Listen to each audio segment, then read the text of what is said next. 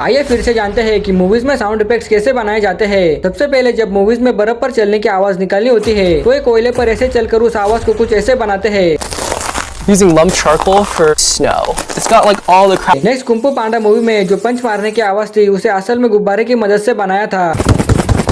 और मूवीज में पटाखों की आवाज होती है उसे कार को गुब्बारे के ऊपर चला के बनाते हैं। नेक्स्ट मूवीज में बर्ड के पंखों के फड़फड़ाने की आवाज को बनाने के लिए कपड़े को मोड़कर हिला के कुछ इस तरीके से बनाते हैं।